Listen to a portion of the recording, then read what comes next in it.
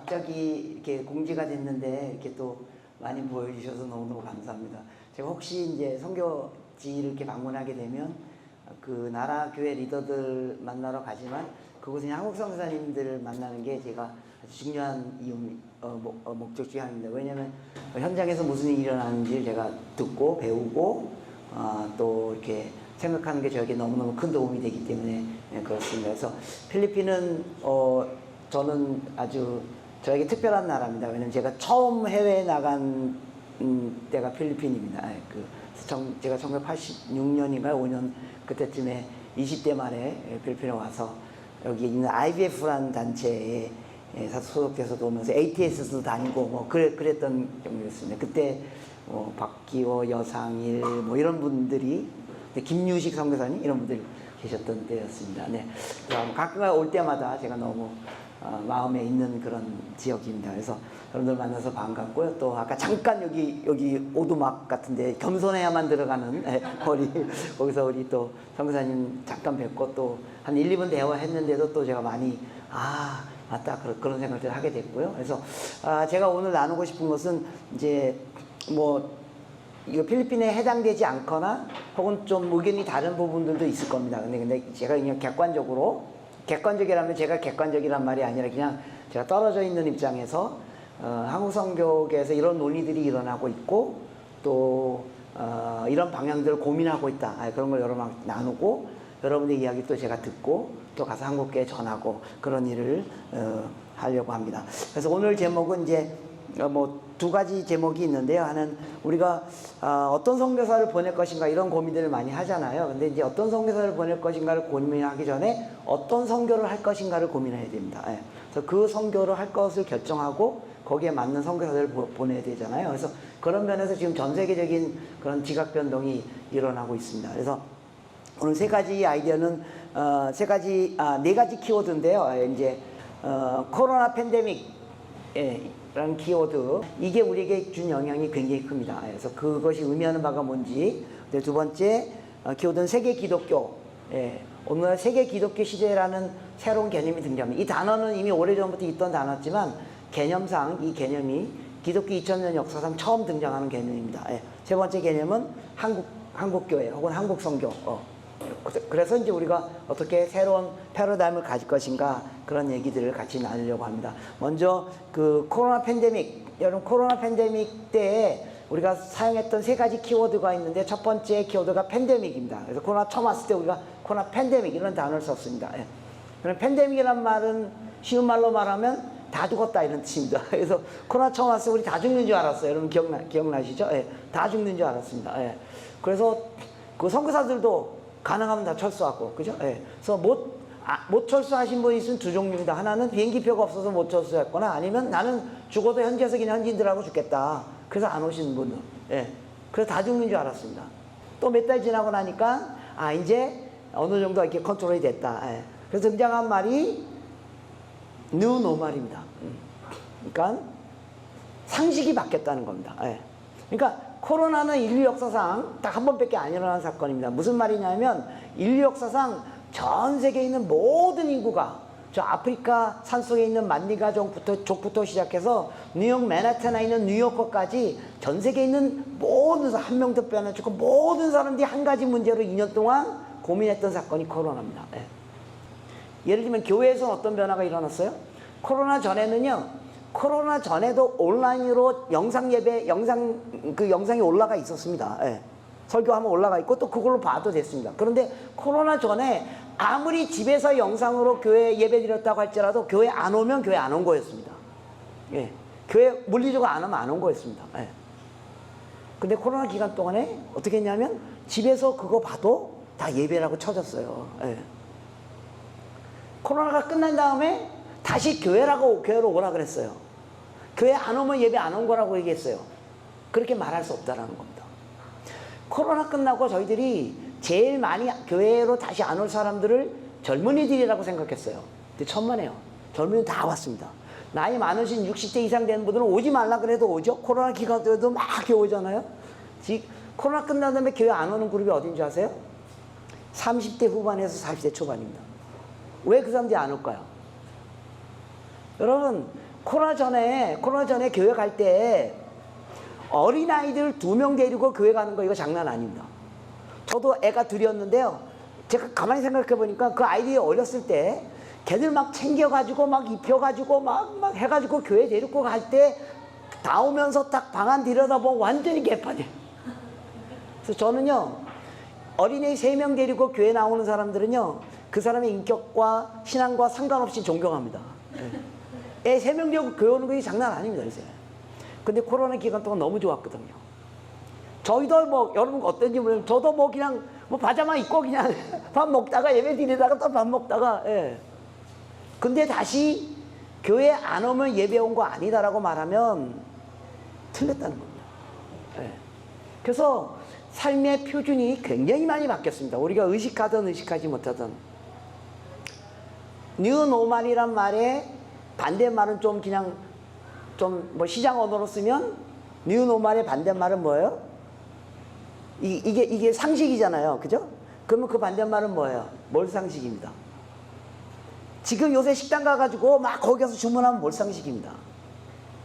선교도 코로나 이전처럼 하면 몰상식일 수 있다는 겁니다. 예.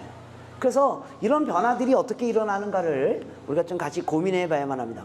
두 번째, 세계 기독교 시대라는 말이 의미하는 말은 무슨 말이냐면, 세계 기독교, 뭐 다 세계 기독교 늘 썼던 언어입니다. 그런데 이 단어는 지난 한 10년 전, 20년 전부터 새로운 지시대명사가 되었습니다. 이제 World Christianity 혹은 Global Christianity, Global Christianity라는 말은 좀 더 이전부터 쓰기 시작했는데, 최근에 신학계 학계에서 World Christianity라는 단어를 쓰기 시작합니다. 무슨 말이냐면, 지난 기독교 2000년 역사상 한 번도 안 일어났던 변화가 지금 일어나고 있다는 겁니다. 무슨 말이냐면, 기독교는 지난 2000년 가까이 서구의 종교였습니다. 예. 그런데 2차 세계대전 이후 비서국 교회들이 독립하기 시작하면서, 특히 1970년대, 80년대, 90년대 넘어가면서 성장하기 시작하고, 코로나 팬데믹 지나면서 비서국 교회가 어마어마하게 빠르게 성장하기 시작했다는 겁니다. 그래서 이전에 선교지였던 미션 필드였던 비서국 교회들이 미션 포스, 선교하는 나라로 바뀌기 시작했다는 겁니다. 예. 그래서 지금은 물리적으로 전 세계 모든 곳에 교회가 있다는 겁니다. 그러니까 옛날에 세계 기독교란 말을 쓸 때는 서구 교회가 전 세계에 복음을 전한다, 그런 개념으로 썼지만, 지금 세계 기독교는 물리적으로 모든 나라에 모든 곳에 교회가 있다는 겁니다. 예. 그래서 이제 기독교가 새로운 옷으로 갈아입어야 된다는 겁니다. 왜냐하면 이제까지 기독교가 갖고 온 신학부터 시작해서 예배 드리는 방식, 선교하는 방식, 이거 다 서구 기독교가 만들어 온 거라는 겁니다. 예. 그게 틀렸다는 말이 아니라는 거예요. 근데 지금 뭐 통계상 비서구 교회에서 선교사들이 더 많이 나가거든요. 예. 그럼 그 포맷이 다 바뀌어야 된다는 겁니다. 신학 개념도 다 바뀌어야 된다는 겁니다. 한국은 지금 그 딱 중간에 서 있는 겁니다. 지금 어떻게 보면 비서구 교회일 수도 있고, 어떻게 보면 서구 교회일 수도 있고, 그러니까 서구 기독교의 끝물에 부응하기 시작해가지고 선교사를 보내기 시작했는데, 이제는 비서구 교회들이 선교하는 그런 시대로 넘어가는 지점에 와 있다는 겁니다. 예. 그 다음에 한국교회. 자, 그럼 한국교회는 어떻습니까? 예, 여러분 뭐 가끔 한국교회 가시거나 소식을 들으면 아시겠지만, 한국교회도 이제 소위 말하는 포스트 크리스천덤 시대로 들어가고 있습니다. 후기 기독교 시대. 후기 기독교 시대란 말은 무슨 말이냐면, 그러니까 first generation이 예수를 믿었잖아요. 근데 first generation 예수 믿으면 그 다음 second generation이 누구냐 하면 소위 말해서 모태신앙들이라는 거예요. 예. 모태신앙들이 많아지는 것의 문제가 뭐냐면 노미널리즘으로 간다는 겁니다. 예. 그냥 기독교가 그냥 삶의 일부예요. 예. 근데 한국이 지금 그 지점에 들어갔다는 겁니다. 그러니까 여기 좀 연세가 있으시면 저를 포함해서, 우리 때는요 부모들보다 그냥 우리들이 예수를 먼저 믿었습니다. 뭐 어디서 전도 받아가지고 누구 친구 따라가, 그래서 우리를 통해서 부모들이 예수 믿게 됐어요. 그러니까 우리가 스스로 신앙을 가졌던 시대라는 거예요. 물론 부모들도 있었지만, 근데 지금 교회 나오는 사람들이 90% 젊은이들 90% 이상은 다 부모가 교회 다니기 때문에 나오는 겁니다. 예. 노미널리즘이 발생하는 겁니다. 예. 그래서 기독교가 그냥 삶의 일부예요. 예. 그냥 자연스러운 문화예요. 예. 특별히 회심이라든지 이런 데 관심이 없게 되죠. 예. 그러면서 후기 기독교 사회로 진압합니다. 예. 기독교가 존재하지만 아무 영향을 미치지 않는, 예. 그게 오늘 한국 사회죠.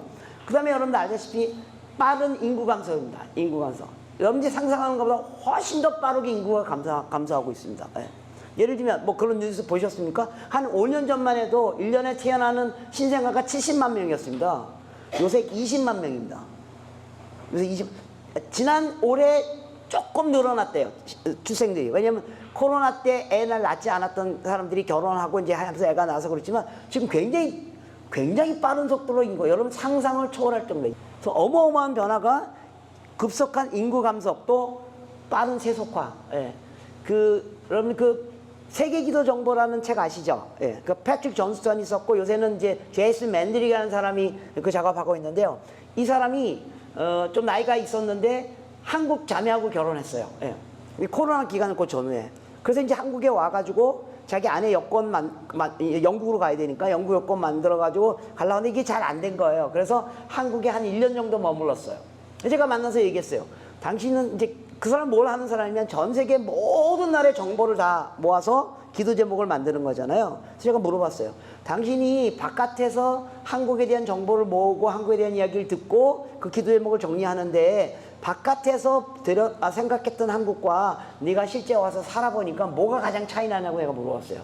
그러니까 이 친구가 이렇게 얘기하는 거야. 다른 거 다 비슷하대요. 뭐 한국 교회가 부흥했다가 줄어들고 뭐 어쩌고 다 비슷한데 딱 한 가지가 자기가 생각하지 않았던 일이었대요. 그게 뭐냐면 변화의 속도가 너무 빠르다는 거예요. 예. 한국이 전 세계에서 변화의 속도가 제일 그래서 국제 마케팅에서 어떤 새로운 물건을 사가지고 이 물건이 잘 팔 것이 안 팔까 테스트 그라운드 한 데가 한국입니다. 한국에 한번 풀어보면 이게 어떻게 갈 것인가 그 추세를 발견할 수 있다는 겁니다. 변화의 속도가 너무 빠른 거예요. 인구도 이렇게 빨리 우리가 내려갈지 몰랐어요. 예. 더불어 세속화가 훨씬 빠르게 일어나. 교회, 여러분 다 아시겠지만 교회 변화가 지난 5년 코로나 전후로 해서 어마어마하게 일어났습니다. 아까 여기서 잠깐 얘기했지만 제가 예를 들면 한 5년 전, 10년 전만 해도 선교 동원할 때 이렇게 얘기합니다. 여러분 우리가 교회가 없는 곳에 선교사를 보내야 됩니다. 그런 거 얘기할 때 제가 농담으로 얘기합니다. 여러분 한국은 골목마다 교회 있습니다. 모든 아파트 상가에 교회가 없으면 아파트 상가 아닌 거 아시죠? 제가 이렇게 예를 들었습니다. 그런데 다른 나라 가보십시오. 거기 교회 하나도 없습니다. 뭐 이런 식으로 예를 했습니다. 여러분 지금 한국에 가서 보세요. 아파트 상가에 교회가 없어지고 있습니다. 가보세요. 네. 아파트 상가에 교회가 들어갈 수가 없어요. 왜요? 이 30명, 50명 아파트 상가라면 30명, 50명, 100명짜리 교회잖아요. 30명, 50명, 100명짜리 교회가 코로나 전후로 다 없어졌습니다. 아파트 상가에 못 들어갑니다. 재정이 모자라가지고.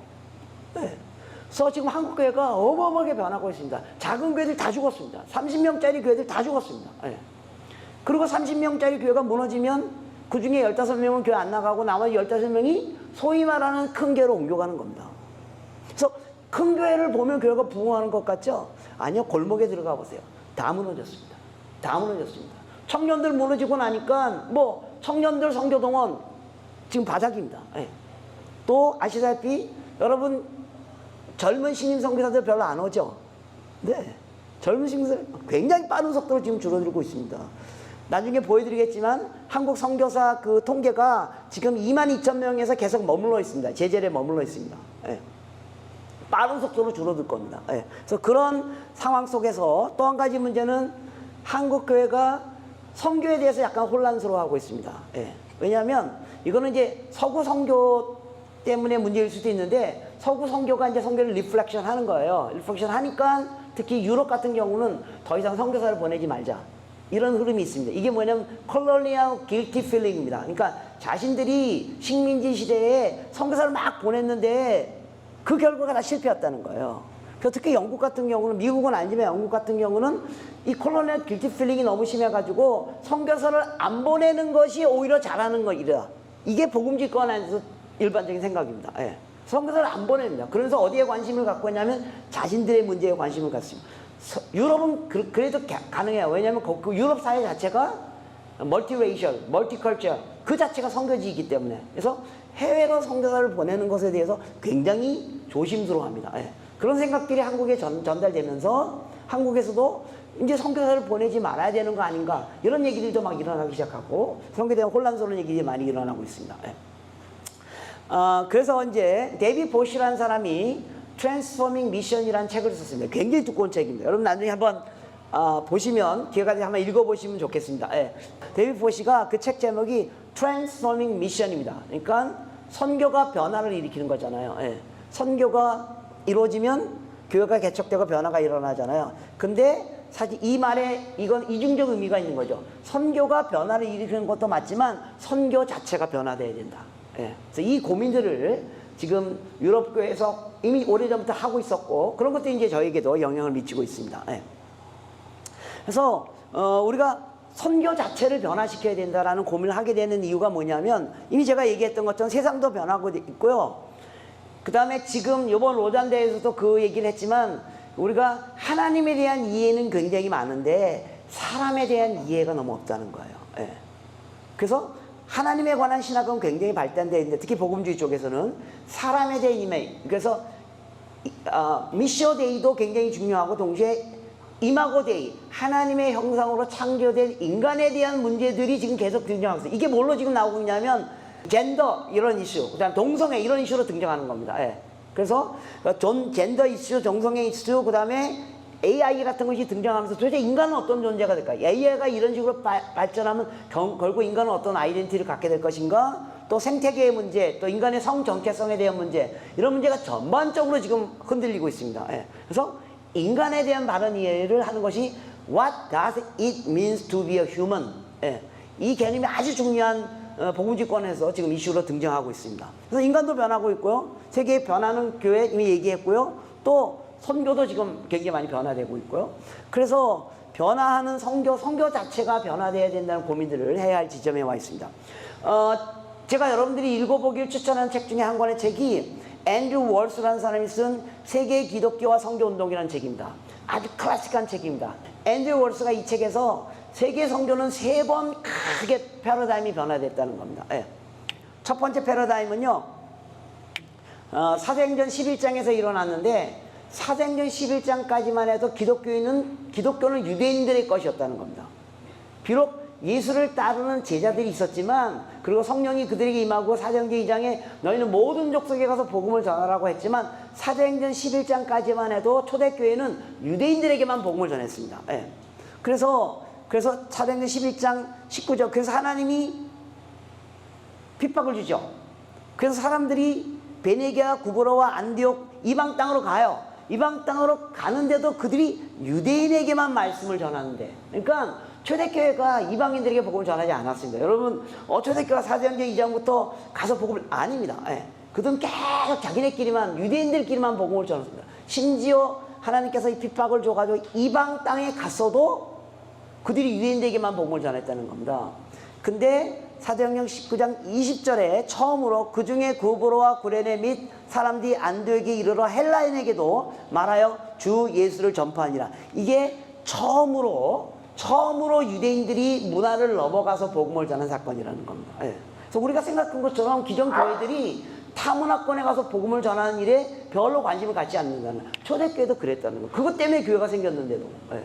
그래서 이게 첫 번째 패러다임. 그러면서 유대 기독교가 헬라 기독교로 변화되는, 예, 다른 문화 안으로 들어가는 첫 번째 사건이 일어났던 것이 첫 번째 패러다임 변화입니다. 예.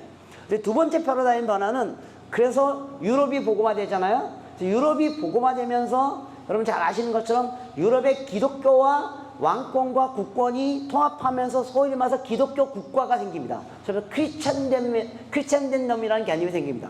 그러니까 기독교가 국가 권력과 이렇게 합해지면서 뭐예요? 기독교가 힘을 갖게 되는 겁니다. 예. 그리고 그 일이 지금 2000년까지 일어났다는 겁니다. 그러니까 유럽의 기독교가 그 나라들이 기독교 국가가 된 거는 좋은데 그 기독교가 힘을 갖게 되면서 힘과 종교가 같이 가는 시대, 그게 바로 식민지 시대의 선교였다는 겁니다. 그래서 여러분들, 한국을 제외한 대부분의 나라의 교회는 어떻게 만들어졌어요? 영국이 유럽이 먼저 식민지 세력을 보내고 정복하고 그 뒤에 성사가 따라 들어갔다는 겁니다. 그래서 힘에 의한 선교가 이루어진 게 두 번째 패러다임입니다. 그 다음에 이제 세 번째 패러다임은 조금 전에 제가 얘기한 것처럼 2000년대에 가까우면서 전 세계 모든 지역에 교회가 생기기 시작하는 겁니다. 그러면서 이 비소구 교회가 소위 말하는 머저리티 월드, 기독교의 대다수를 차지하게 된다는 겁니다. 그래서 더 이상 기독교 인구의 퍼센테이지는 나중에 도표로 보여드리겠지만 서구 사람들이 아닙니다. 이게 비서구 사람들이 기독교의 대부분을 차지하고 있다는 겁니다. 그러면서 기독교의 전체 프레임이 바뀌는 그 세 번째 패러다임 변화 시대에 지금 우리가 와 있다는 겁니다. 예. 그래서 오늘날 진정한 세계 기독교 시대가 열리고 있다는 겁니다. 예. 그래서 예를 들면 불과 100년 전만 해도 기독교 탑10 국가 그러면 브라질을 제외하고 나머지 다 서구 국가였습니다. 근데 2050년이 되면요, 미국 하나만 빼놓고 차이나, 브라질, 콩고, 인디아, 멕시코, 뉴지리아, 필리핀, 이티오피아, 유간다 이런 나라들이 기독교 국가가 되는 겁니다. 그리고 이런 나라들이 선교하는 거는 그래서 기독교의 그림이 완전히 바뀌는 시대가 일어나고 있다는 겁니다. 최근에 서구와 비서구의 복음주의 사회자의 숫자의 증가를 보면요, 서구에서 증가하는 숫자보다 비서구에서 증가하는 숫자가 어마어마한 속도로 늘어나고 있죠. 여러분 다 아시는 내용입니다. 여러분 성경 현장에 있기 때문에. 예. 그래서 비서구가 기독교의 중심이 됐다는 겁니다. 대다수를 차지하게 됐다는 겁니다. 보십시오. 1900년만 해도 불과 100년 전입니다. 세계 기독교 인구 중에 10% 정도, 15% 정도만 비서구고요. 나머지 85%가 다 서구였습니다. 근데 100년 후인 지금은요, 완전히 반대가 된 겁니다. 서구의 기독교 인구는 10%, 20%밖에 안 되고요. 대부분의 기독교 인구가 아시아, 아프리카, 남미 지역이 있습니다. 예. 그러니까 이 그림이 완전히 바뀌는 겁니다. 예. 선교 자원도 마찬가지예요. 보시는 것처럼 1900년도부터 카운트해도 1990년대까지 불과 20년, 30년 전까지만 해도 선교하면 다 서구 가는 거였습니다. 예. 그래서 여러분 선교 현장에 보시면 아시겠지만 서구 선교사들 지금 다 철수합니다. 예. 잘 쳤습니다. 그리고 그런 사이 한국 선교운동이 일어나면서 한국 선교사들이 그 자리로 들어가게 된 겁니다. 지금은요, 머저리티 월드, 그러니까 우리가 선교에서 머저리티 월드라는 단어는 비서구 교회를 말하는 건데, 기독교가 가장 많은 지역, 거기가 선교사를 더 많이 보내고 있습니다. 보십시오. 그래서 예를 들면 이제 이게 그 존스턴이 만든 건데, 이런 게 지금 약간 틀린 정보입니다. 사실은요. 미국이 제일 많고요. 38,000명, 그죠? 예. 그 다음에 한국이 35,000명. 아닙니다. 한국 35,000명 아닙니다. 예. 우리가 공식적으로 35,000명 아니라고 말합니다. 예. 그래서 자기네들이 계속 왜냐면 이게 좀 불풀려야 되니까. 그런 거 좋아하잖아요. 한국에 갔더니 뭐 10만 명 어쩌고 이런 거 좋아하잖아요. 예. 그래서 한국 지금 22,000명입니다. 오히려 브라질이 4만 명. 이것도 뻥입니다. 사실은. 뻥이만. 우리 마치 뻥 튀기는 것처럼 브라질 가보세요. 뭐 너나 나나 나 선교사인데 가보면 뭐 훈련 하나도 안 받고 그냥 갔다가 그 다음 달 돌아오고 뭐 그냥 I'm 선교사 그럼 선교사예요. 뭐 그런 스타일. 우리도 그런 시절이 있었잖아요. 예. 필리핀도 25,000명. 이게 뭐 여러분 생각할 때 이렇게 생각하잖아요. 근데 아무튼 변화가 일어나고 있다는 겁니다. 예. 그거 그냥 상징으로 보여주는 겁니다. 예. 그래서 100년 전만 해도 기독교인 하면 이미지가 여러분 그림에서 왼쪽에 보는 거 서양 사람들, 그죠? 그래서 양복 딱 입고 땡그랑 종치면 언덕 위에 있는 하얀색 교회에 가는 거, 이런 게 이미지였어요. 근데 오늘날 기독교 이미지 하면 아프리카입니다. 예. 아프리카가 기독교입니다. 예. 예. 특히 사하라 사막 이하는요 거의 다 기독교입니다. 뭐 80%, 90% 기독교입니다. 예. 그래서 이미지가 바뀌고 있다는 겁니다. 과거에 기독교 지도자 하면 이런 라인이었잖아요. 그죠? 루터, 캘빈, 허슨 텔러, 윌리엄 캐리. 예. 우리 다 이런 얘기 합니다. 오늘날 기독교 지도자 하면 페이스가 바뀝니다. 여러분, 첫 번째 있는 분 누군지 아세요? 모르시죠? 예, 저도 누군지 모릅니다. 아프리카 지도자 그래서 올려놨습니다. 예. 아프리카가 기독교입니다. 여러분, 이제 국제 그런 컨퍼런스에 가면 다 아프리카 선지 나와서 뭐 그런 설교도 너무너무 잘하고요. 두 번째 있는 사람은 누군지 아세요? 인도계, 예, 그러니까 그 스리랑카에 있는 아지스 페로난다는 사람입니다. 얼마 전까지만 해도 국제 컨퍼런스 하면 이런 사람들이 설교합니다. 요번 로잔대 때도요, 첫날 아프리카 사람 했고요, 두 번째 날 라틴 아메리카 사람 했고요, 세 번째 날 아시아 사람 했고요, 8명이 그 메인 그 성경 강의 강사였는데 서구 사람 1명밖에 없었습니다. 예. 프레임이 다 바뀌고 있습니다. 예. 그래서 이제 그렇기 때문에 우리가 패러다임이 변화되고 있고, 지금 특별히 세계 기독교 시대라는 아주 패러다임 변화 시대에 와 있기 때문에 우리가 고민해야 할 지점에 우리가 와 있다는 것입니다. 여러분, 그 패러다임 시프트란 말은 토마스 쿤이라는 사람이 처음으로 사용했습니다. 토마스 쿤은 그 과학 역사가였습니다. 예. 이 사람이 이제 관찰해 봤더니 사회 현상을 쭉 관찰하다가 어떤 그 과학의 원리를 발견하는 거잖아요. 예. 그래서 사회 현상을 딱 보니까 이해 안 되는 일이 자꾸 일어나는 거예요. 근데 그 이해 안 되는 일이 왜 일어나는가를 설명해 줄 수 있는 원리를 딱 발견하는 거죠. 그게 이제 과학의 원리예요. 예를 들면 여러분 잘 아시고 만인력의 원리. 예. 왜 사과가 떨어질까? 그러다가 뉴턴이 중력 때문이다. 그래서 그 다음부터는 모든 사회 현상을 중력의 개념으로 설명합니다. 예.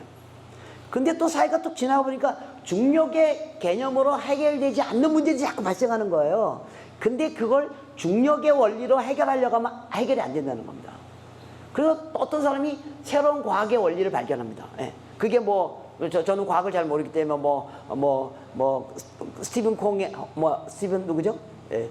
이렇게 장애인 그분 있잖아요. 그분의 빅뱅 이론이든지 무슨 이론이든지 그런 이론으로 바뀌니까 설명이 되는 거예요. 예. 그래서 무슨 말이냐면 패러다임은 언제 일어나냐면 현재 일어나는 현상을 내가 갖고 있는 원리로 해석하는데 해결되지 않는 문제가 자꾸 일어나게 되면 패러다임을 바꿔야 된다는 겁니다. 예. 그게 패러다임 시프트입니다. 그래서 패러다임 이동은 자발적으로 쉽게 일어나지 않습니다. 상황과 환경이 변화될 때만 일어난다는 겁니다. 그러니까 패러다임이라는 말은 내가 이제까지 살아왔던 방식이잖아요. 내가 이제까지 살아왔던 방식을 내 스스로는 바꾸기 쉽지 않다는 겁니다. 정말 대단한 자기 훈련이 되어 있지 않은 사람은 자기가 살아왔던 방식을 바꿀 수가 없습니다. 네. 그래서 패러다임은 스스로 바뀌지 않습니다. 상황과 환경이 변화될 때만 바뀝니다. 그러니까 여러분들이 사역하는데 여러분이 하던 방법으로 계속 하는데 안 되는 일이 자꾸 발생해. 그럼 그 방법으로 하면 안 된다는 겁니다. 패러다임을 바꿔야 된다는 겁니다. 근데 우리가 안 그러잖아요. 몸이 망가지는 거 알면서도 계속 그렇게 먹게 되잖아요. 근데 언제만 바뀌어요? 병원에 가가지고 당신 이대로 있다가 있다가 3개월에 죽습니다. 그 얘기 들으면 바뀌잖아요. 그죠? 한국 선교가 이대로 가다가는 6개월 후에 죽습니다라는 워닝을 받을 때 우리가 바뀌기 시작한다는 겁니다. 지금 우리가 거의 그 지점에 와 있다는 겁니다. 네. 그래서 다시 정리하면 소위 말하는 크리스천된 모델이 더 이상 유효하지 않다는 겁니다. 이제까지 선교는 서구가 힘을 갖고 과거에는 그게 뭐였어요? 정치적인 힘이었어요. 근데 오늘날 현대 힘이 뭐예요? 그게 돈입니다. 네. 돈으로 영향력을 발휘하는 선교 시대는 이미 끝났습니다. 네. 그러니까 우리 한국선교 이거 잘 생각하셔야 됩니다. 우리는 이 서구 선교의 흐름의 뒷부분에 와 있었기 때문에 우리가 무슨 도덕적으로 잘못해서가 아니라 우리가 갖고 있는 한국교회가 갖고 있는 큰 선교의 자산은 사실은 영적인 영성과 재정이었습니다. 예. 그래서 이걸로 선교하는 시대가 끝나가고 있다는 겁니다. 왜 한국교회가 가난해지는 거 아시죠? 예. 예를 들면 저희가 선교사 나갈 때는 후원금 없어서 못 나갔던 선교사 없습니다. 근데 지금 젊은이들은요 후원금 없어서 못 나갑니다. 예. 그래서 돈으로 했던 선교 시대의 기가 끝나는 지점에서 과연 우리는 이 패러다임을 어떻게 바꿀 것인가 굉장히 중요한 패러다임입니다. 예. 그래서 이제는 더 이상 힘에 의한 선교가 작동하지 않는 시대에 들어가게 될 것입니다. 예. 두 번째, 그래서 서구는 후기 현대 사회로 들어가게 되면서 굉장히 급속한 세속화 현상이 일어나게 되면서 오히려 서구 사회가 선교지가 되어버린 겁니다. 이게 이제 네슬리 뉴비긴이 잡아낸 포인트죠. 그러니까 네슬리 뉴비긴이 영국에서 선교지로 갈 때 1910년 초에 1910년입니까? 20년쯤에 영국에서 인도로 갈 때는 인도가 다문화 사회였어요.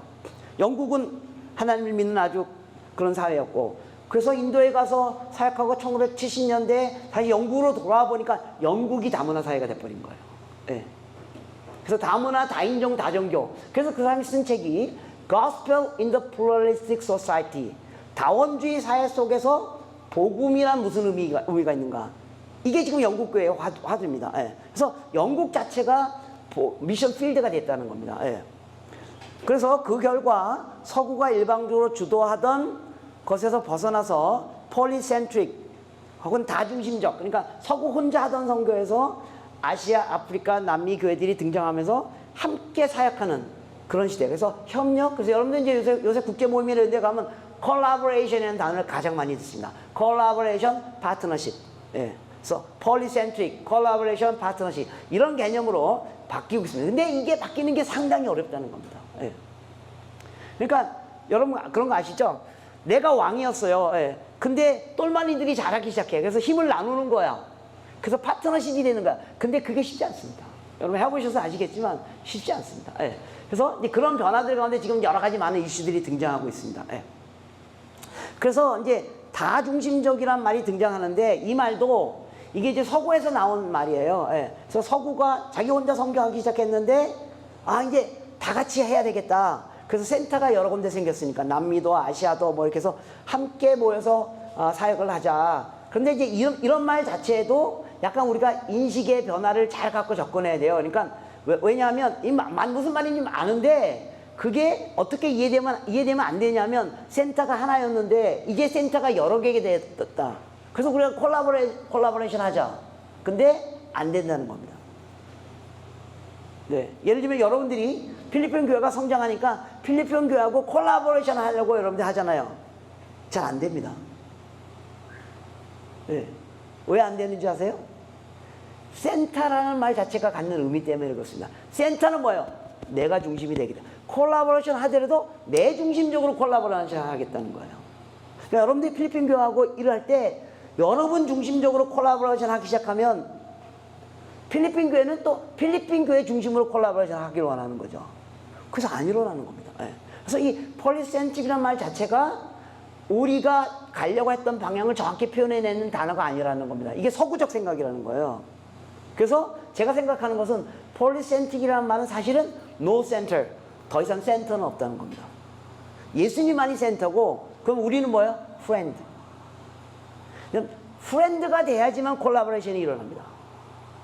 근데 프렌드가 되려면 어떻게 돼야 프렌드가 됩니까? 똑같아야 됩니다. 진정한 우정은요 비슷해할 때 일어나요.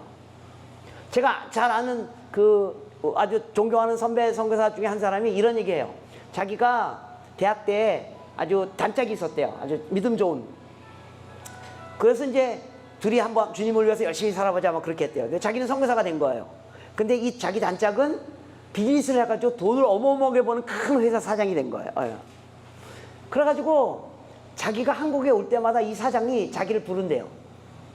불러도 최고 호텔에서 최고 음식으로 늘 대접을 한대요. 그러니까 이 사장이 이제 미안한 거죠. 이 선교사한테.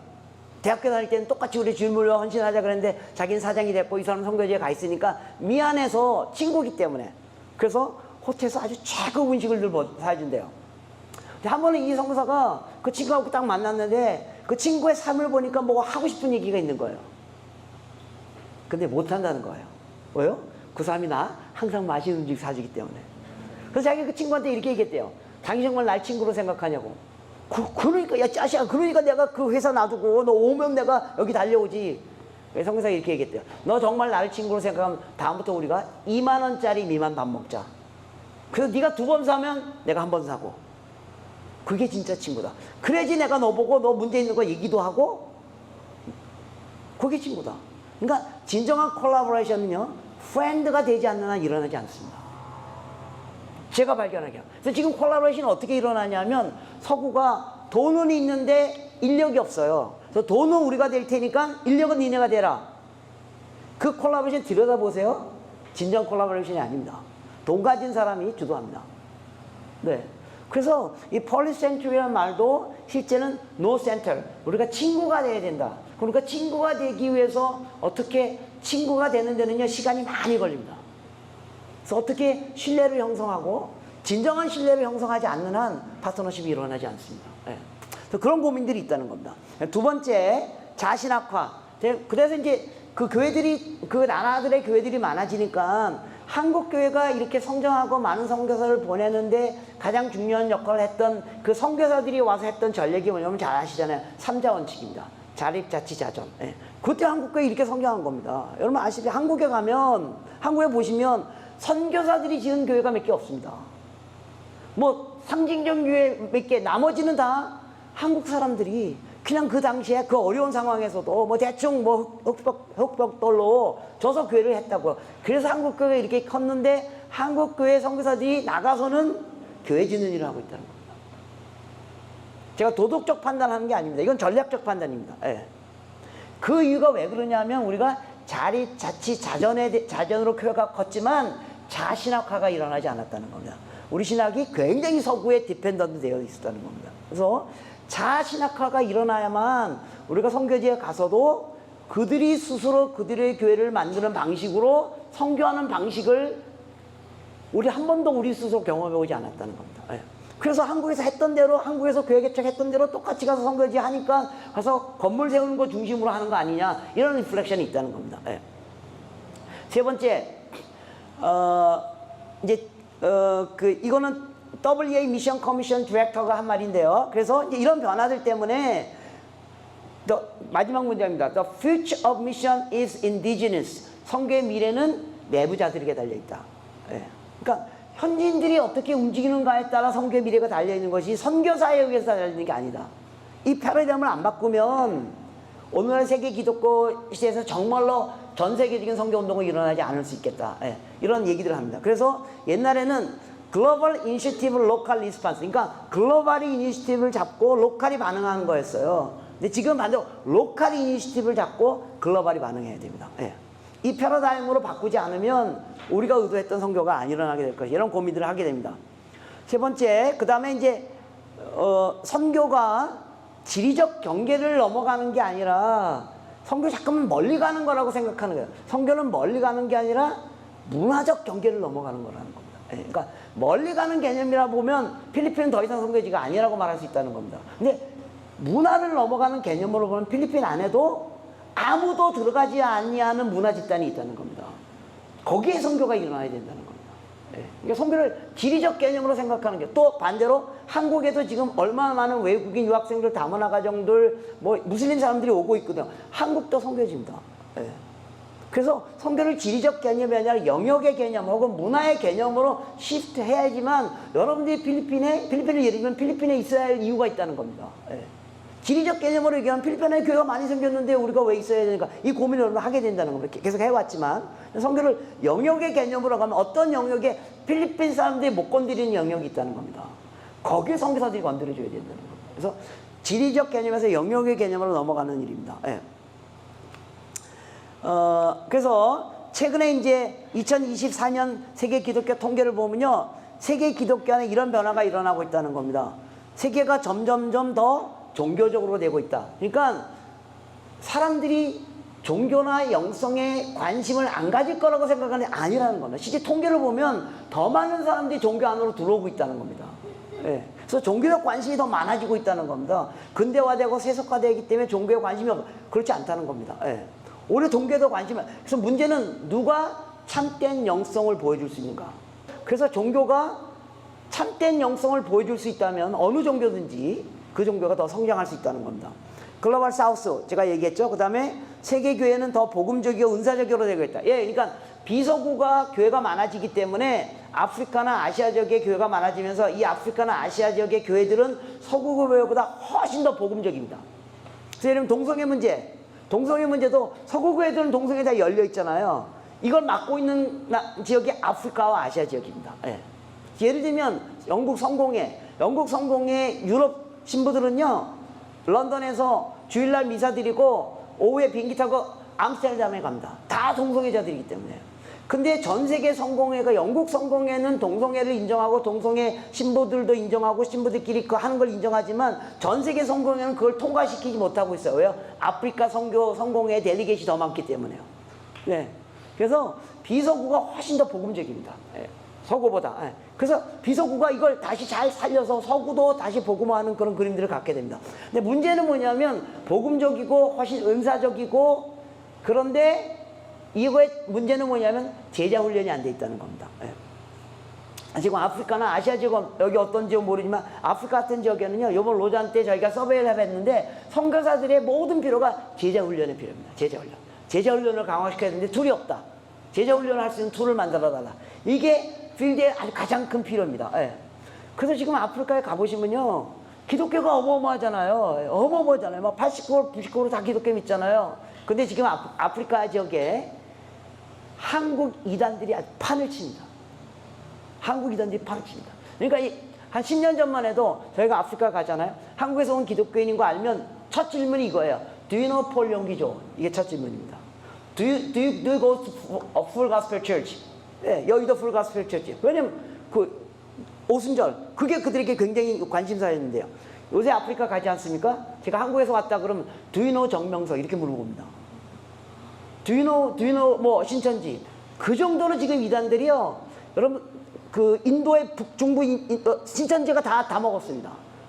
러시아 남부도 다 신천지. 예. 그래서 이 제대로 된 제자훈련, 제대로 된 성경의 가르침, 이게 비서구 교회들이 복음주의적이고 은사적으로 가곤 있지만 제대로 된 성경에 대한 훈련들이 이런 것이 하나도 안 일어나고 있다는 겁니다. 이게 여러분 선교사님이 관심을 가져야 할 내용입니다. 도시는 성장하는 선교지다. 도시가 선교지입니다. 예. 예전에 선교지 자꾸만 이렇게 뭐 마을로 가고 산적으로 가고 막 그랬잖아요. 왜요? 뭐 여러분 뭐 마닐라, 예, 여기가 선교지입니다. 모든 필리핀의 모든 민족 종족들이 다 여기 와 있잖아요, 그죠? 근데 도시에서 사역하는 게 상당히 어렵잖아요. 예, 비인격적이고, 예, 이런 사회, 이런 공동체 안에서, 이런 사회 안에서 기독교 공동체에 일구 가는 게 이게 상당히 어렵습니다. 예. 그래서 도시 선교가 아주 중요한 전략입니다. 선교는 점점 토착적이고 분화되거든요. 이미 얘기한 것처럼 로컬들이 굉장히, 그래서 로컬 안에서 어떤 일이 일어나는지 여러분 잘 아셔야 됩니다. 예. 우리가 모르는 일들이 로컬 안에서 지금 일어나고 있습니다. 예. 그런데 그런 걸 잘 확인하고 도우셔야 됩니다. 기독교 자원이 증가하고 있다. 예. 그러니까 이제 기독교가 비속으로 가면서요, 기독교 자원이 서구 중심에서 전 세계로 확산되어지면서, 예를 들면 중국이 지금 서서히 선교에 참여하기 시작하면서 어마어마한 자원들이 중국으로 나오고 있습니다. 인력이든 뭐 재정이든. 예. 그래서 그러면서 굉장히 긍정적입니다. 부정적인 것도 있죠. 예. 언행일치의 문제. 이게 통계적으로 나오는 거예요. 통계적으로 기독교 사역자들의 언행일치가 훨씬 안 좋다는 겁니다. 예. 전 세계적으로 여러분 아시죠? 불과 몇 달 전에 뭐야 전 세계에 있는 모든 나라 젊은이들이 부르는 노래, 힐성 노래, 그죠? 힐성 철치. 그 파운더가 뭐 성적인 문제, 뭐 있어서 문제 터지고. 여러분, 그 미국의 그 윌리엄 크릭 처치 아시죠? 윌리엄 크릭 처치. 예, 미국에서 탑 2개 하면 샌드백하고 윌리엄 크릭이잖아요. 예. 지금요, 지도자들을, 기독교 지도자들이 갖고 있는 언행일치의 불지 때문에 이게 굉장히, 그래서 거룩의 이슈가 상당히 중요한 이슈입니다, 사실은. 기독교 공동체 안에서. 예를 들면 남미 같은 경우 보면 얼마나 지금 기독교가 빠르게 변하고 있냐면 1900년에 저 노란색은 개신교 인구를 말하는 겁니다. 남미는 다 캐톨릭이었잖아요. 근데 1900년 초에 개신교 인구가 1%가 넘는 나라가 5%가 넘는 나라가 하나밖에 없었어요. 근데 지금 100년 지났는데 지금 남미의 개신교 인구가 16%입니다. 1%가 안 되던 나라에서 16, 이거 100년 사이 일어난 겁니다. 이렇게 어마어마한 변화들이 지금 일어나고 있다는 겁니다.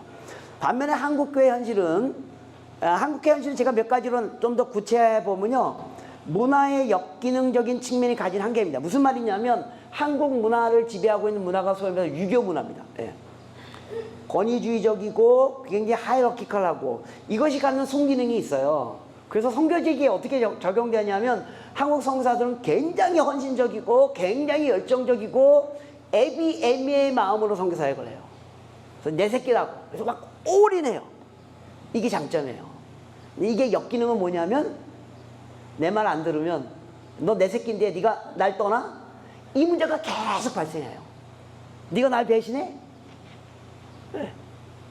그래서 어떻게 순기능은 살리고 역기능은 어떻게 보완해야 될 것인가, 이런 굉장히 중요해요. 예를 들면 나중에 또 설명하겠지만 저희가 모여서 한국 선교사들의 리더십에 대해서 얘기했는데 왜 우리는 리더십이 문제나 이렇게 계속 얘기를 하잖아요. 왜 문제인 줄 아세요? 들여다봤더니 리더는 있는데, 그러니까 리더는 뭐예요? 리더 장수급이잖아요. 한국 선교사들이 한 20년 30년 살면 다 장수급이야. 그 사람 커리어에. 근데 졸개가 없어. 나를 따르는 사람이 없어. 리더십은 따르는 사람이 있어야지만 리더가 생기는 거예요. 우리가 팀 사역을 안 하기 때문에 그런 겁니다. 한국 선교사는 거의 팀 사역하지 않습니다. 그래서 내가 30년 40년 하면 나는 리더급이에요. 근데 졸개들이 없어요. 그래서 이런 문화의 역기능 측면을 어떻게 극복할 것인가, 또 이건 다 얘기했던 겁니다. 그래서 2000년경부터 서구 선교사들이 한국 선교사들을 평가하기 시작했어요. 선교사들이 많아지기 시작하니까. 근데 한국 선교사들이 장점과 단점을 평가하기 시작했는데 그때 말했던 장점과 단점이 아직까지도 그대로 남아있는 부분이 많다는 겁니다. 예를 들면 이런 장점이에요. 굉장히 액티브해요. 한국 선교사들은 서구 선교사들이 못 들어왔던 거 한국 선교사들이 들어가서 막 6개월 만에 1년 만에 교회 세우고, 서구 선교사들이 놀랍니다. 자기는 20년 30년 사역했는데도 교회가 안 생겼는데 들어가자마자 막 교회가 생기고. 특히 주요 미전도 정도 한국에서 가까운 중국이라든지 인도까지 범아시아권이라든지 복음이 전파되지 않은 곳에 한국교회가 아주 근접해 있어요. 서구에 비해서. 또 영적 전투, 기도 열심히 하는 거, 좋은 신학. 한국 선교사들은 대부분 다 신학교를 나오신 분들이잖아요. 대부분 다 MD부 이상 있는 사람들이지만. 그 다음에 희생적이고 전도에 대한 열정 말할 것도 없죠. 뭐 어디 가든지 우린 전도하고 교회 개척하고 그 다음에 그 다신학을 한 사람들 중심이기 때문에 신학적 확신이 분명하고 성경 지식도 풍요롭고, 예.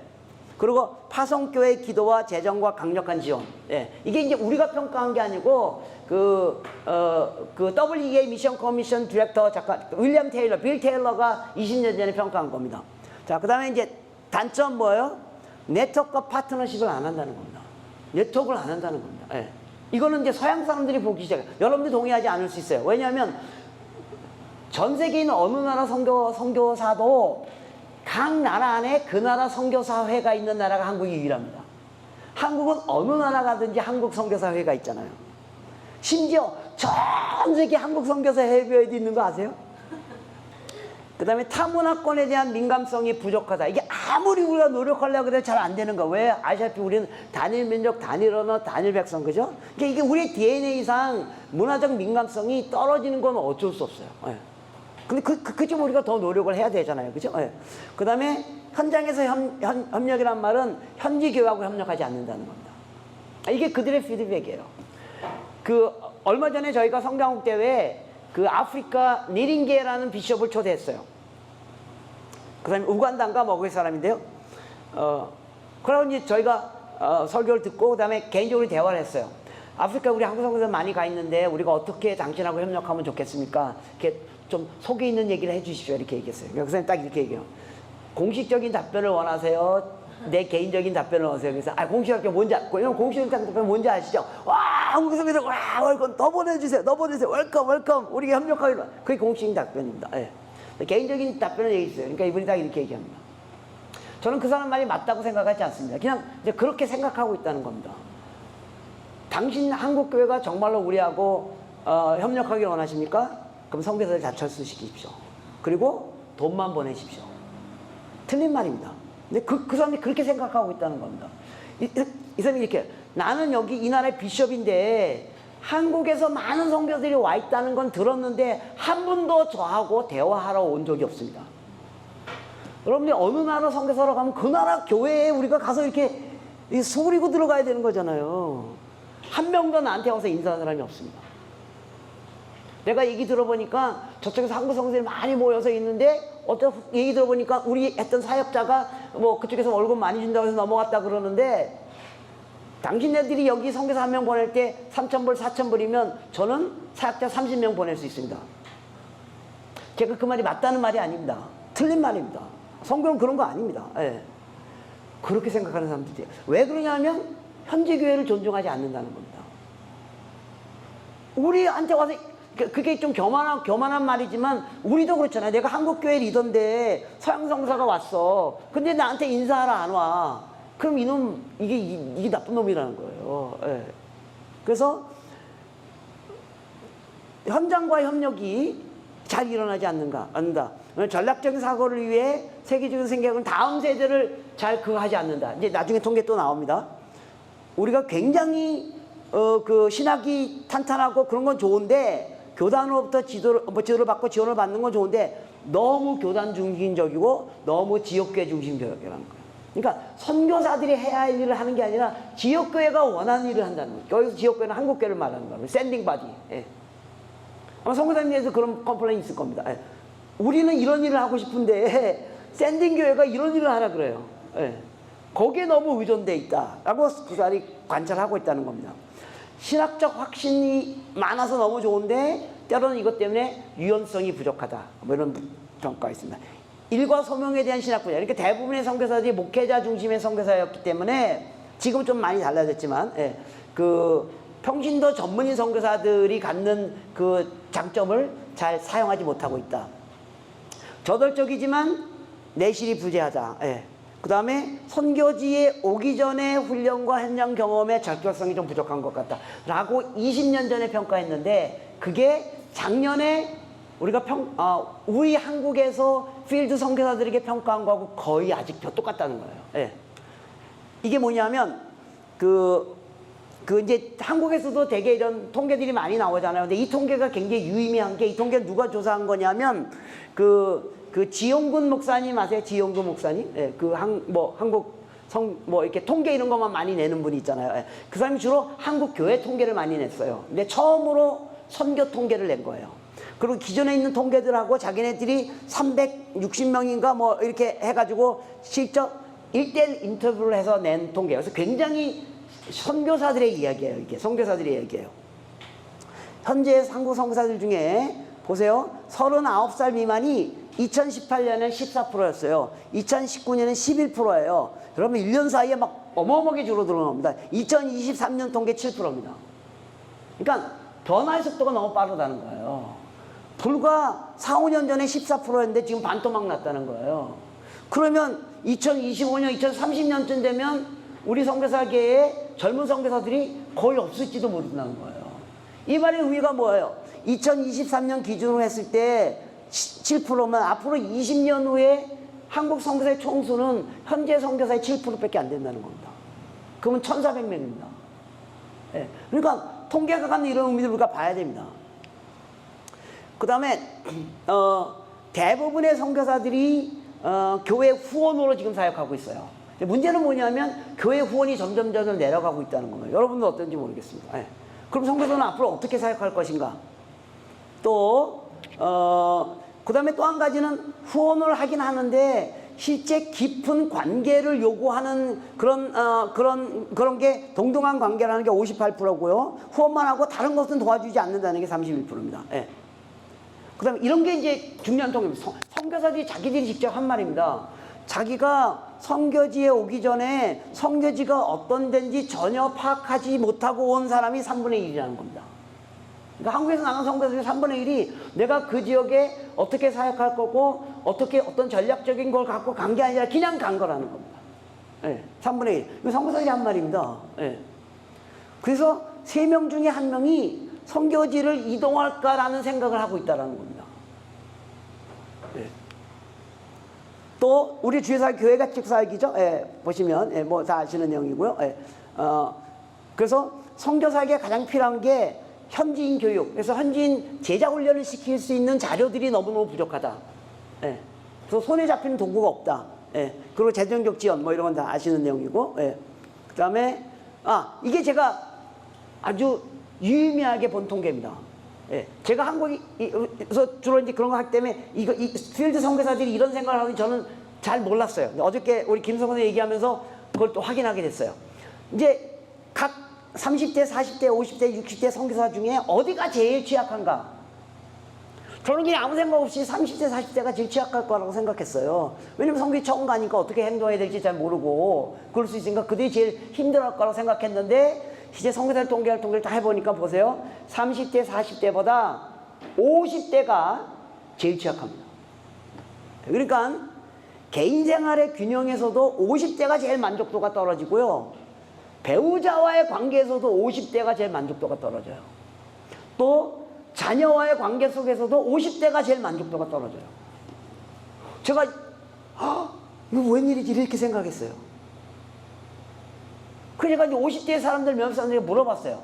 아니 왜 당신네들이 가장 일 열심히 저는 제가 50대 방방 날랐거든요. 지금도 막 제가 전방지휘처럼 강의하잖아요. 제가 50대 막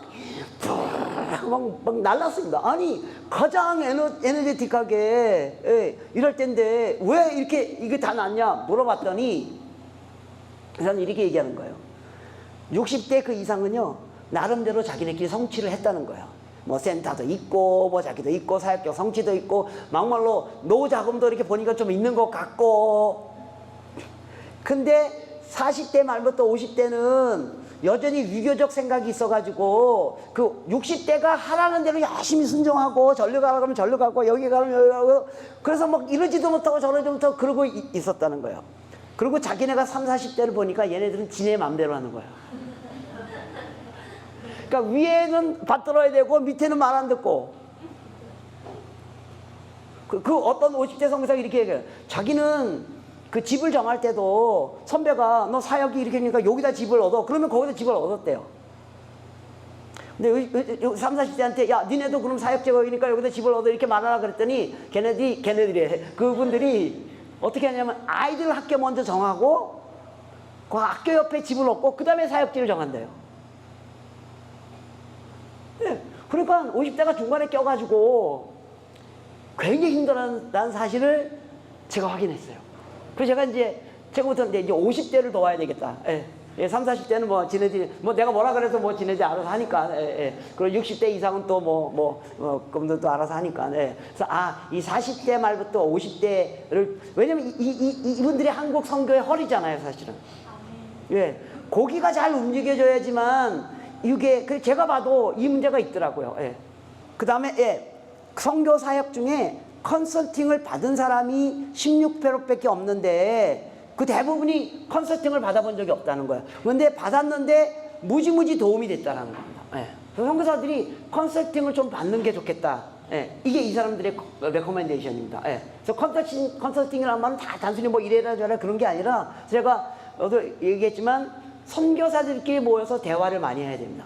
그게 컨설팅입니다. 대단히 죄송합니다. 이렇게 선교사들끼리 모여서 우리 한국 선교사들 모여서 그 선교사 수련회 이런 거 많이 하잖아요. 보면 이제 여러분 컨퍼런스 하려면 이렇게 재정도 필요하잖아요. 기왕에 하는데 이렇게 좋은 호텔에서 그죠? 그러면 이제 한국에서 좀 이렇게 하여간 이렇게 지원도 받아야 되잖아요. 그럼 받으면 또 그 담임 목사님 와서 또 이렇게 쭉 설교하고 뭐 이렇게 해야 되잖아요. 뭐 그런 경우도 그렇게 해도 좋겠지만 그냥 우리가 돈 내고 우리가 좀 허름한 호텔에서 우리끼리 모여서 우리끼리 대화를 해야 됩니다. 우리끼리 할 얘기가 지금 굉장히 많습니다.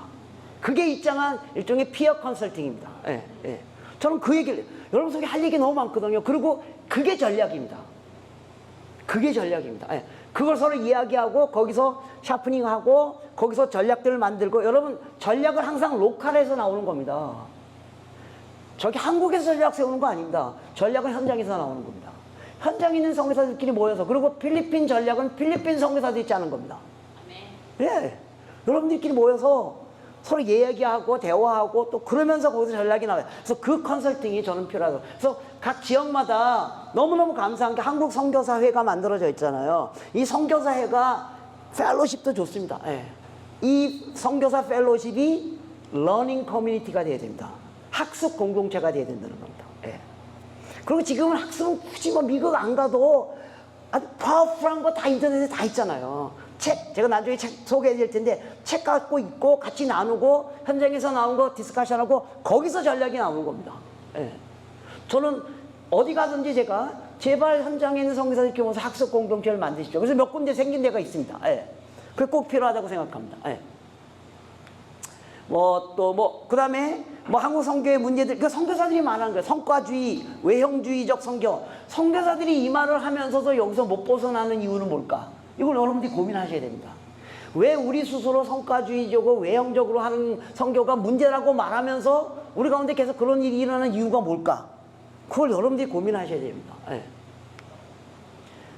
선교사들이 현지 문화와 현지인에 대한 이해와 존중이 부족하다라고 선교사들이 말하고 있다니까요. 그럼 우리는 왜 자꾸 그러는가? 그걸 여러분들이 스스로 고민하셔야 됩니다. 그래서 선교사들이 이런 게 너무 아쉬운 거죠. 선교사들이 한국 선교의 미래가 없다라고 말하고 있다는 겁니다. 물론 긍정적으로 말하는 부분도 있지만 만약 부정적으로 일어난 이유는 고령화 저는 잘 아는 겁니다. 선교사 자원의 감소. 왜 젊은이들은 선교사로 들어오지 않는가? 그나마 젊은 선교사들이 왜 우리 지부에 잘 오려고 하지 않는가? 여러분들 고민하셔야 된다면 누구도 답을 만들 수 없습니다. 그럼에도 불구하고 선교사들이 갖고 있는 열정과 헌신, 저는 이걸 믿습니다. 현장에 있는 선교사들이 여러분들 여기 온 이유를 알잖아요. 그 열정과 헌신과 그 기대를 알잖아요. 그죠?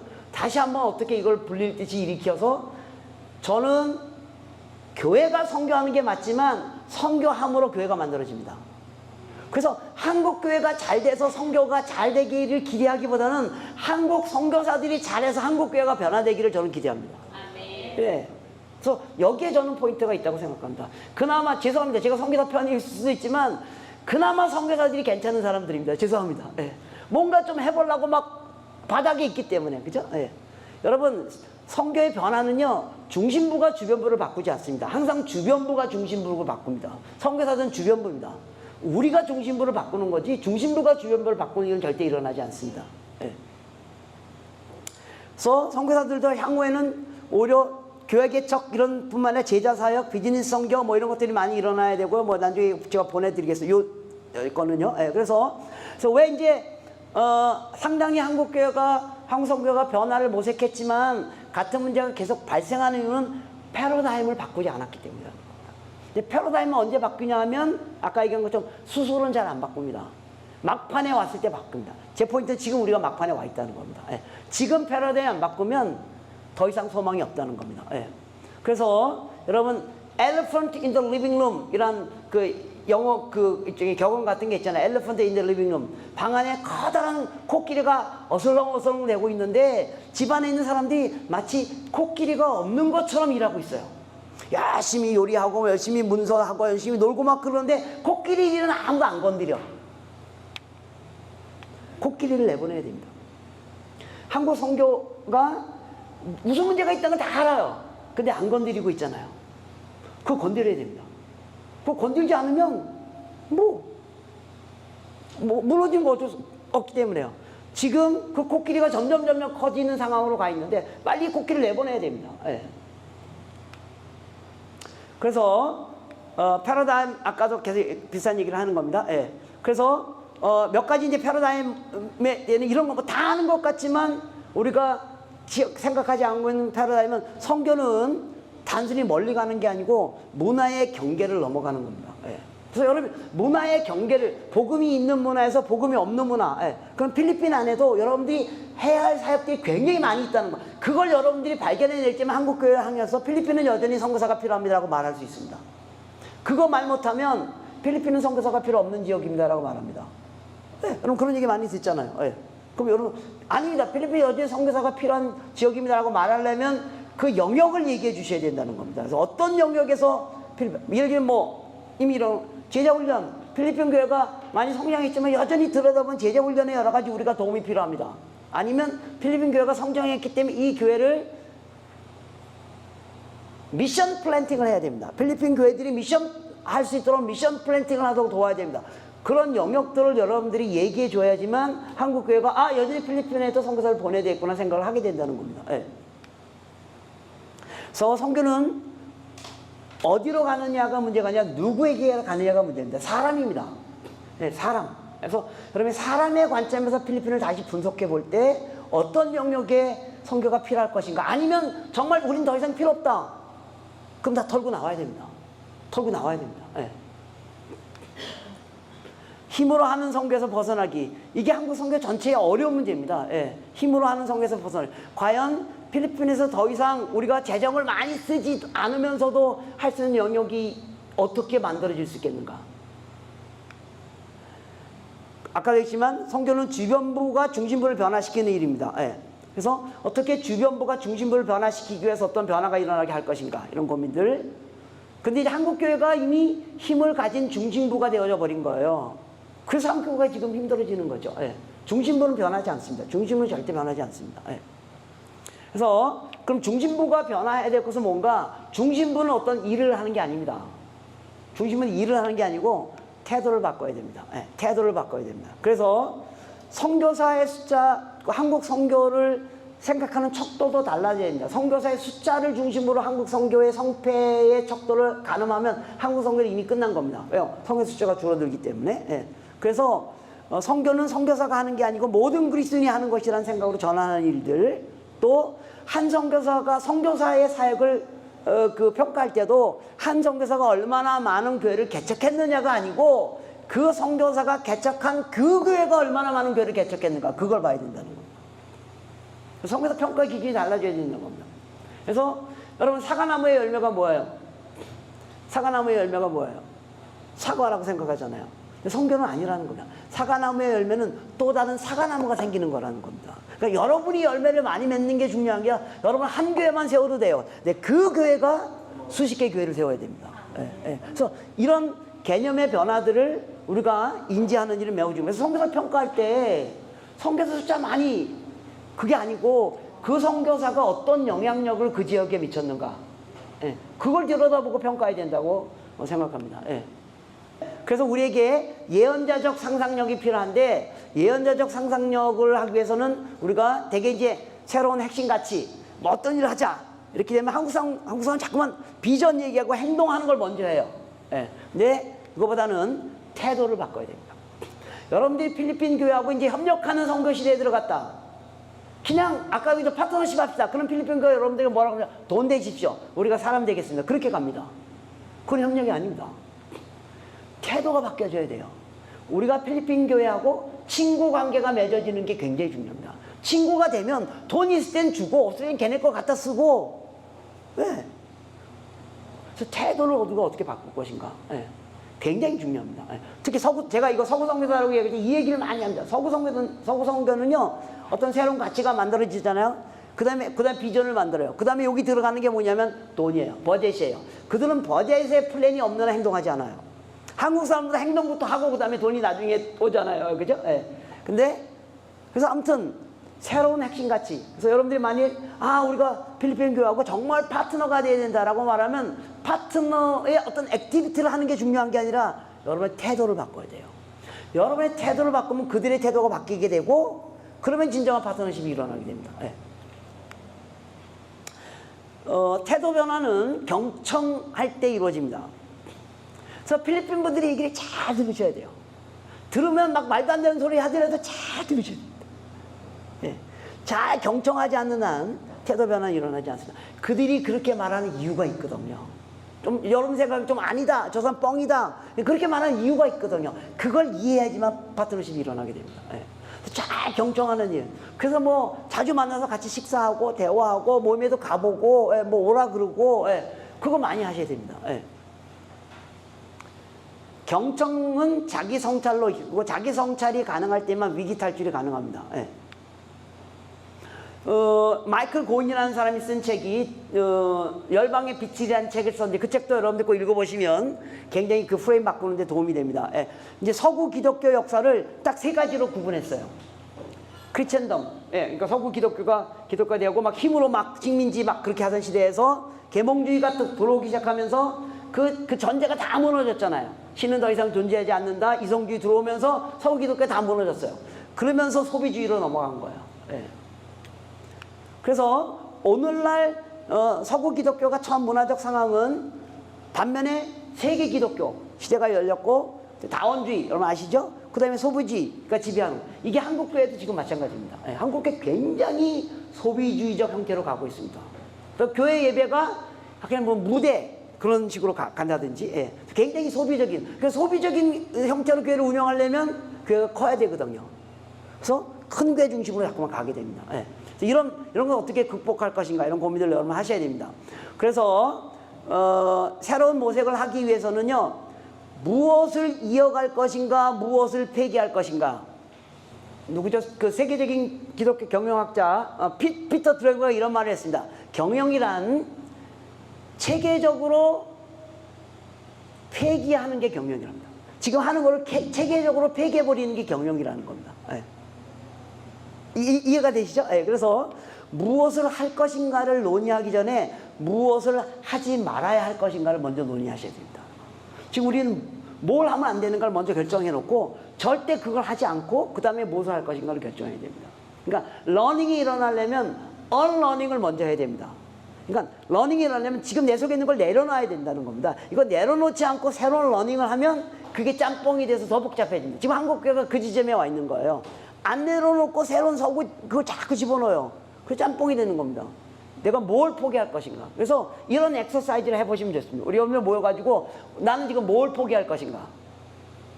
그런 걸 갖고 한번 나눠보십시오. 아주 굉장히 재미나는 얘기들이 많이 나올 겁니다. 그래서 지금 이제 한국교회가 제가 이제 2년 전에 앵코에 할 때 제가 프로그램 팀장이었는데 제가 한 5가지 이슈를 잡았습니다. 첫 번째, 삼위일체 하나님에 대한 성교, 하나님의 성교의 본질을 다시 한번 고민해 보자는 거, 성교와 거룩의 문제, 이게 한국교회의 아주 큰 문제입니다. 성교와 거룩의 문제. 그 다음에 한국 성교와 세계교회, 이미 얘기했죠. 세계화된 상황에서 한국 성교는 어떻게 성교할 것인가. 그 다음에 우리에게 남겨진 과업은 무엇일까, 그걸 발견해야 된다. 이게 이제 복음화가 된 나라들, 그 다음에 그 지역에 보고받지 않은 나라들, 이런 걸 잘 분석해서 어떤 지역으로 갈 것인가를 생각해 봐야 되고요. 그래서 우리가 그 다음에 이제 베스트 프랙티스, 그 다음에 우리가 뭘 할 것인가에 대한 베스트 프랙티스를 논의해야 된다는 겁니다. 예. 그래서 이제 저희가 지난번 그 앵코에서 제가 제안했던 중에 첫 번째 교회론이 바뀌어야 된다는, 교회론이. 예. 그러니까 왜냐면 교회론이 바뀌어야지만 성교론이 바뀌잖아요. 예. 근데 이제 지금까지 어떻게 접근하냐면, 그래서 교회가 문제다, 교회가 문제여서 교회를 자꾸, 선교사들도 교회가 자꾸 문제라서 막 한국 교회를 많이 이렇게 공격했어요. 그래도 안 바뀌어요.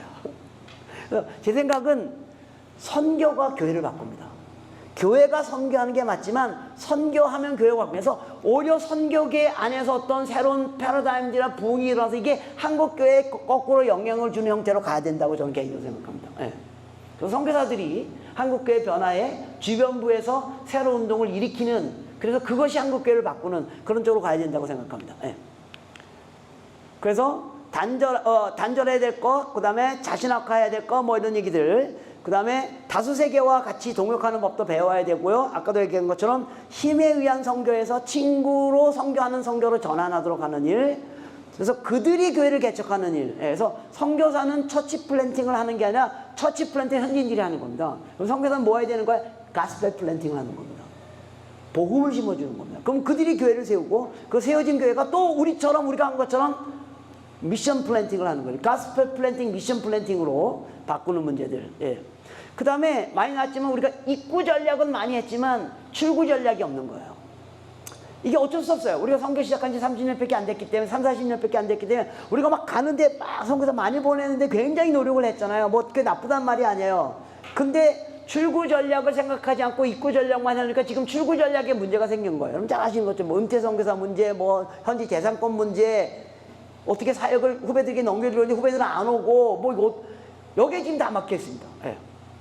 그래서 선교는 들어갈 때부터 나올 걸 생각하고 가야 되잖아요. 그들의 교회를 세워주는 거니까. 근데 우리가 그렇게 못했어요. 그래서 지금이라도 출구 전략에 대한 마스터 플랜을 세워야 됩니다. 예.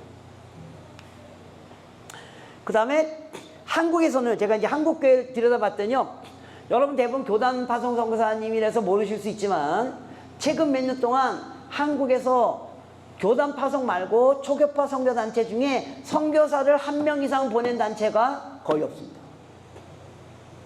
예. 몇 단체만 빼놓고 선교사를 보낸 단체가 지금 없다고요. 그러니까 몇 년 사이에 선교사, 작년 한 해 동안 1명이라도 선교사를 보낸 단체가 손꼽습니다. 예. 그래서 이 작은 이름만 갖고 있는 선교단체들이 많아집니다. 예. 어떻게 할 것인가. 근데 그 선교단체 왜 그냥 유지되는 줄 아세요? 기존에 보냈던 선교사들이 있기 때문에, 그거 관리하는 차원에서. 그래서 지금 선교단체들 M&A 해야 되는 거 아니냐. 네. 일반적으로 기업이 잘 안 되면 합병하고 뭐 그렇게 해야 되는 거 아니냐. 기업은 돈 못 벌면 망하잖아요. 근데 선교사들은 안 망하잖아요. 사역이 안 일어나도 계속 그냥 하잖아요. 그죠? 네. 그래서 어떻게 작은 선교단체들이 다시 살아나야 될 것인가. 네. 이게 키 이슈입니다. 네. 그래서 선교사의 숫자를 늘리는 도 중요하지만 어떻게 모두가 선교인으로서 사역에 참여할 수 있겠는가. 이건 이제 뭐 여러분들에게 해당되는 것보다 이제 보통 성도들 모두. 예. 그래서 제가 이제 최근에 미셔너리라는 말 대신 미셔너, 선교인. 그래서 우리 모두가 선교하는 사람들이다. 이 생각을 바꾸지 않고 선교사를 많이 보내는 게 한국 선교의 성공이라고 말하면 한국 선교는 더 이상 그걸 못한다는 겁니다. 예. 그래서 어떻게 하면 교회 전체가 선교인의 마음들을 갖게 될 것인가. 그래야지만 더 많은 선교사가 결국 종족으로 나오지 않겠는가. 예. 그래서 뭐 이런 얘기를 쭉 하고 있습니다. 예. 뭐 시간이 없어서 넘어가도록 하겠습니다. 그래서 결론만 내리겠습니다. 그래서 여러분들이 선교 현장에서 학습 공동체를 만들고 그 학습 공동체가 해석 공동체가 돼야 된다는 거예요. 여러분들이 해석을 해야 된다는 거예요. 우리 상황에서 일어나는 일들을. 그래서 거기서 전략이 나와야 되고 그걸 한국교회가 백업해야 되는데 지금 거꾸로 가고 있습니다. 교단 선교부가 자꾸 여러분들에게 이렇게 해라 저렇게 하라고 지금 아닙니다. 현지 선교부가, 현지에 있는 선교사들의 그 커뮤니티가 그걸 만들어서 교단 선교가 그걸 선교 본부가 그걸 백업을 해줘야 되죠. 예. 이 변화들이 일어나야 됩니다. 그렇게 하려면 여러분이 학습 공동체가 돼야 되고, 여러분들이 학습 공동체 정도가 아니라 해석해낼 수 있어야 됩니다. 학습하고 해석해내고 이렇다 그걸 해석해낼 수 있어야 됩니다. 예. 그래서 이제 한 예로 저희가 뭐 선교사들이 한 20년 동안 방콕 포럼이라는 걸 갖고 이렇게 몇 사람들이 모였습니다. 아마 여러분들 들어보신 적 있겠지만 거기서 지난 쭉 얘기했는데 이런 논의들을 쭉 했어요. 논의를 했는데 이게 뭐냐면 다 구조 연관성이 있는 거예요. 한번 이제 우리가 모여서 한번 논의를 해보자. 그래서 시니어 선교사들 몇 사람 모였습니다. 모여서 얘기했는데 이제 첫 해 이제 막 모였는데 우리가 도대체 뭐가 문제냐 했더니 제일 처음 우리가 다뤄야 할 문제가 한국 선교와 책무의 문제였습니다. 그걸 20년 전이잖아요. 20년 전만 해도 한국 선교에서 책무라는 단어가 없었습니다. 책무가 뭐죠? accountable. 그러니까 선교사는 그래서 선교사를 정의해야 되죠. 선교사는 아무나 선교사 나는 선교사 그래서 선교사 되는 게 아니고 선교사는 반드시 파송받아야 된다. 그래서 파송 단체가 있어야 되고 파송 단체가 있는다면 선교사가 그 단체에게 리포트를 해야 된다는 겁니다. 자기 사역과 재정을 리포트해야 된다는 겁니다. 네. 그래서 파송가 그 사람의 사역과 재정을 보고 그걸 컨설팅 해줘야 된다는 겁니다. 당신 그렇게 사역하면 안 됩니다. 당신 지금 그렇게 있다가 죽습니다. 안진년 가야 됩니다. 아니 뭐 안진년 너무 3년 하지 마시고 지금 현장으로 가야 된다. 그걸 누군가 어카운트블하게 해줘야 된다는 겁니다. 근데 그냥 다 선교사가 결정한다. 재정도 많은 경우에는 그 단체가 그걸 하지만 어떤 경우는 본인이 알아서 다 해. 안 된다는 겁니다. 누군가가 반드시 봐줘야 됩니다. 이건 나쁘게 하려고 하는 의미야. 선교사들 입장에서는 굉장히 내가 내 재정을 노출하면 저 사람이 나 이거 잘하게 하려고. 그래서 우리가 이 공동체가 팍 그 에너지를 받게 된 게 뭐냐면 선교사 책무 논의하게 모였을 때 체코에서 일했던 선교사입니다. 딱 와가지고 난 재정을 이렇게 씁니다. 그 장부를 앞에 꺼내놨어요. 그게 저희가 완전 쇼크였어요. 그게 저희가 딱 그래서 저희 속에 있는 얘기를 다 하기 시작했어요. 그러면서 진짜 학습 공동체, 러닝 공동체가 만들어졌어요. 그래서 많은 얘기를 했어요. 그래서 왜 선교사의 책무가 없냐 봤더니 책무 관리를 잘 못하니까 현장 구조가 없다는 겁니다. 그러니까 현장 펠로우십은 있지만 현장에서 그 사람의 사역에 어카운터블 할 수 있는 너 그렇게 하면 안 됩니다. 그렇게 하시지 마시고 이렇게 하십시다. 이렇게 그거 얘기해주는 현장 구조가 없다는 겁니다. 여러분들 보시면 국제단체 보면요. 예를 들면 OMF 필리핀 OMF 말고 국제 OMF의 필리핀 지부가 있다는 거예요. 그래서 거기에 필리핀에 와 있는 여러 나라에서 선교사 중에 디렉터가 있다는 거예요. 그 사람들이 나머지 선교사들의 일들을 어카운터블하게 얘기해 준다는 거예요. 사역을 못하게 하려고 하는 게 더 잘하게 해주려고. 한국 선교사들은 현장에 구조가 없다는 겁니다. 펠로십 구조는 있지만 사역을 어카운터블하게 체크하는 구조가 없다는 겁니다. 그래서 현장 중심의 구조를 만들어야 된다.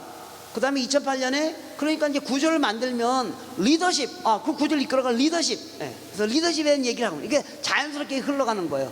리더십에 대한 얘기를 하다 보니까 아까 제가 얘기한 것처럼 한국 선교사들이 팀 사역을 안 하고 있다는 걸 발견하게 돼요. 팀 사역을 안 하면 리더십이라는 건 존재할 수가 없습니다. 팔로우가 있어야지만 리더가 있고 리더가 있을 때 반드시 팔로우가 있어야 되잖아요. 그래서 아까 얘기한 것처럼 그래서 나왔던 되게 웃기는 얘기가 아까 얘기한 것처럼 한국 성도들이 다 장수급이야. 다 자기는 20년 30년 일했기 때문에. 근데 자기 밑에 졸개들이 없어. 그래서 리더십이 안 생기는 건 아닌가. 그래서 이제 우리가 리더십을 향상하기 위한 대안과 프로그램 개발 뭐 이런 논의도 하게 됐고요. 그 다음에 출구 전략 얘기했죠.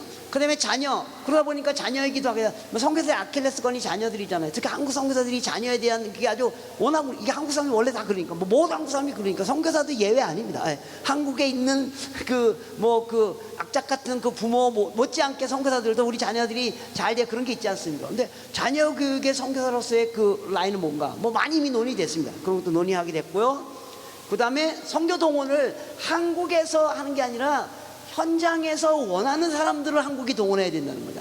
그러니까 수요 공급의 원칙에 따라 이런 수요가 있습니다라고 현장 선교사들이 얘기해 줘야지만 그 사람을 한국에서 동원해야 되잖아요. 근데 지금 거꾸로 일어나고 있죠. 한국에서 막 동원해가지고 막 보내 이쪽으로.